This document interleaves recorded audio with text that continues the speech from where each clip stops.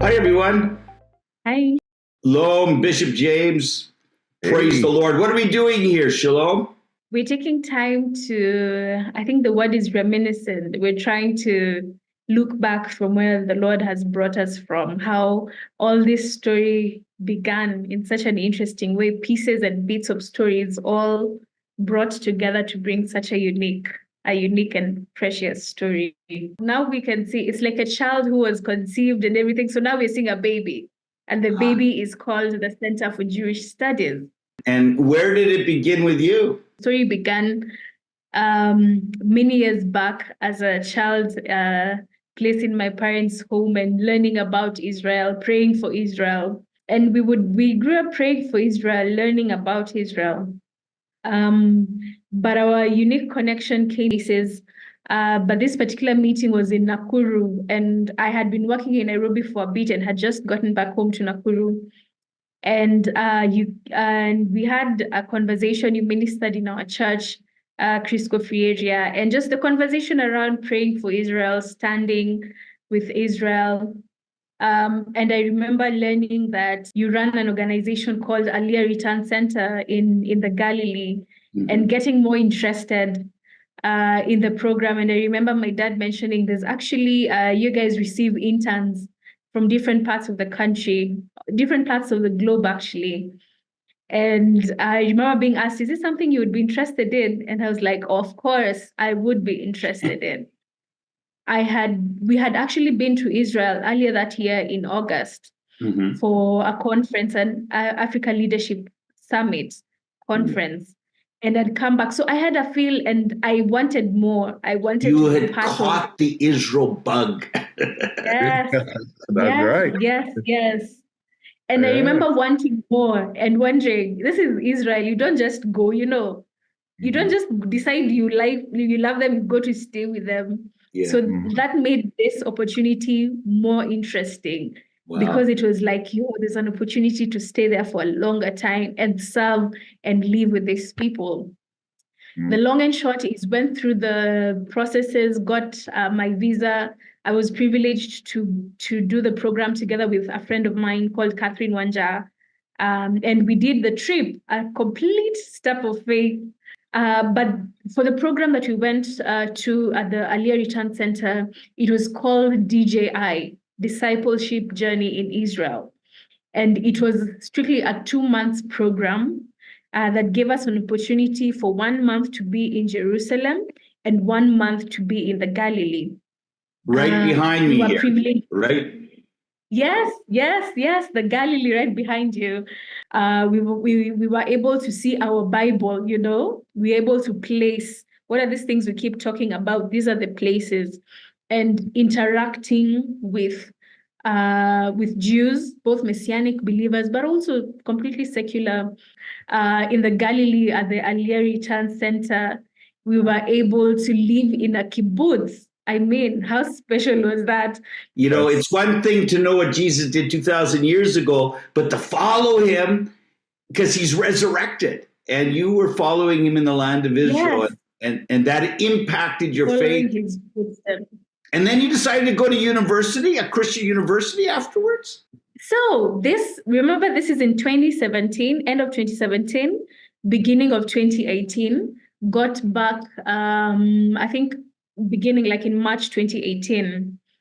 And after that, there was a period of transitions and everything. And I got to learn about Africa International University, a Christian university. And again, that was another journey. So joined in, volunteered and everything. And many years later, it feels like many years, I was able to work in the university as the alumni and partnerships officer, a role that I still hold to date. And that is when the other part of the story unfolds. Oh, but don't go there yet, okay? Because I want to know where Bishop fits in this whole story, because somehow, some way, he came into this story. Bishop, talk to us. Ali, 2023, I'm praying, and the Lord speaks through a friend of ours, prophesies over my life that I'm coming into the most important time of my life. Basically saying that this could be actually the reason why I was created by the Lord. Wow. And I'm thinking, wow, Lord, I've been so busy in the kingdom. I'm yet to get to the most important time of my life. Very exciting it was. So I caught wind of the Jerusalem prayer breakfast coming up in St. Louis, Missouri. And prior to that, I had received a call and an invitation to join a Zoom link or a Zoom meeting to talk about the Isaiah 62 fast. And we met virtually with Dean and others, not even knowing that I'm going to meet with him in person again very soon. So hardly a couple of weeks later, I'm in St. Louis with Maria, my wife, and we arrived late, tired because we had missed our flights and all of that. And we go in for a late dinner at the hotel where we were staying. They had a restaurant there. And we are seated almost 30 minutes. No one is serving us. And I'm asking my wife, is this America? What's wrong? Why the delay? And here comes Lisa, who had connected me to Dean. And Lisa, she looks at me, are you Bishop James Murunga from Kenya? I'm like, yes. She's like, oh, here we are. Never knew we were going to meet at that meeting. And a moment later, she's calling Dean, who it was almost 10 o'clock in the night. Dean comes downstairs from his room, and here we are, boom, connected. And we are talking for almost like an hour. Dean is pouring into Maria and I on the Isaiah 62 fast and Israel and all of the above. And honestly, after that meeting, Maria and I felt like that's why we were there, to receive what seemed in our spirits was like a blueprint from heaven. God used you, Dean, to pour into us and deposit what I received as a blueprint from heaven. That was my marching order going forward. I'm excited we've been connected, and just in 1 year's time, so much going on. Well, and I have to say, Bishop, you were like immediate. You and Maria, you joined me in Kansas City. We began discussing, and before you know it, strategies coming out. I'm saying we have to find a center. We need to find a center in Kenya, in Nairobi, not too far from where you would live, and so that you can be active in it. And you agreed, and one thing led to another. Before you know it, I'm in Kenya. You're showing me places outside of Nairobi, around Nairobi. I think it was the last 2 days I would be in Nairobi. You want me to meet your friend, Dr. Nelson, okay? And he was the head of the Evangelical Alliance of Kenya. He was the general secretary then. And so you set up a meeting for us to meet him at this university, right? Yes, because he had just been appointed as the vice chancellor, head of the Africa International University. So I'm getting this sense in my heart that before you leave, we need to meet this guy. We need to meet my friend. And I remember you asked me, James, so how do we structure our meeting? What's really the purpose of going? And I knew right within my heart that with what's happening politically in the nations, many nations are not coming up front in support of Israel. But there was such a great conviction in my heart that if we can have a university that is pro-Israel, that is talking about Israel, that's praying for Israel, that's challenging the next generation on why Israel, then it will be a great, great blessing. So I go in there. I got to tell you, you didn't tell me that, okay? You just said, this man represents 11 million evangelical Christians. Yes. Okay, 70,000 churches. Yes. We're going to go talk to him and how we can mobilize this nation and for all of Africa to arise. You had my interest, okay? Right. I'm going to do this, okay? We go. But now I'm realizing that red sign behind Shalom, that this is a university we're meeting. I'm thinking we're going to a coffee shop or a restaurant. And so my gears start going. And then before we can even meet with the man, some other lady is showing us this place. And I'm asking you and Maria questions, couple thousand students. And then I'm going, we get into the reception room, Shalom, okay? And I'm going, Bishop, why are we looking all over Nairobi for a place to build a center for Jewish studies, a discipleship journey base that's based in Africa? Why? What if we could form an alliance or a partnership with this university?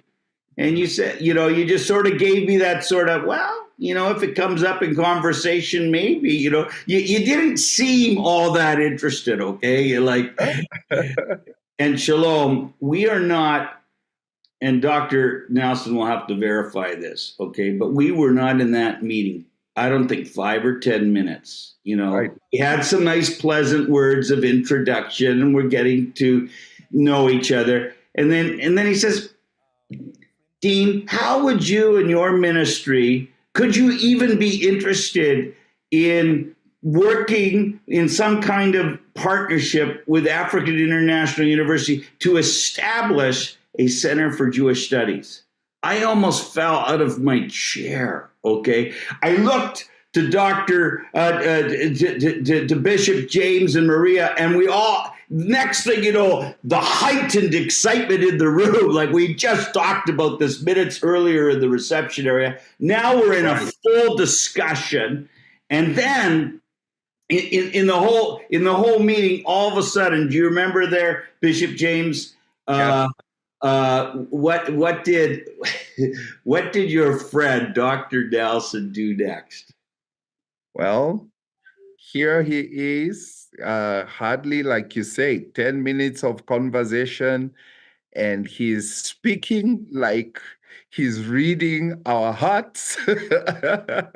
And he's like saying, welcome. And we are all looking at each other surprised because of the sudden blessing. And we think that this is just another nice, sweet talk without probably meaningful action points. It's like, now, if you are all in agreement, let me call my staff who is in charge of partnerships, and let's develop this to the next level. Let's develop a memorandum of understanding. And he walks through the door, and a minute later... Who walked through the door, of all people? Shalom. And Shalom, what happened when you walked through the door? The boss called, you walk through the door, you look at me, I look like you. We probably looked like two deers looking at headlights. But hold on, Dean, hold on, Shalom. You see, we had traveled the previous day from Bungoma, and we spent the night in Kisumu. We were to go a different route, and Dean and Marty kept saying, James, I really believe that we need to go through Nakuru. There is a man of God that you need to meet. Who was it? Shalom's father. And he's a man I honor, really, as a man of God of all Africa. He has helped me better understand Africa from the very first conference I ever did in Tanzania. And so he's like such a brother. And we've spent some amazing, great times in Israel together. And so hadn't seen him for a while because of the COVID years, was able to reconnect with him. And of course, I asked him about Shalom, but I don't think I understand. Well, I didn't. I didn't understand where she was. I just knew she was in Nairobi somewhere, Right. Here she is in the office now looking at me. I'm looking at her. She doesn't know I'm in Kenya. I don't know she works at a university. All I know, she's somewhere in Nairobi. And now we're working together. And this is what I call convergence. And I think if I could sort of bring this to everybody who might be listening to us right now, this is God's story. And it started before any one of us. It started several thousand years ago with a fellow by the name of Abraham.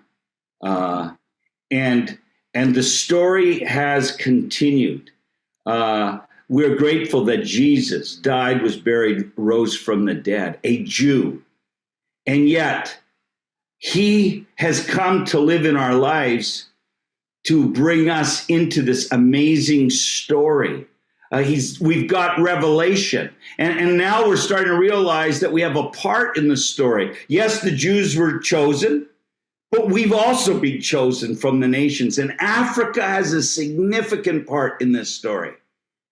And it would only make sense that AIU, the African International University, could have a Center for Jewish Studies. You can't claim you love my father and you hate me.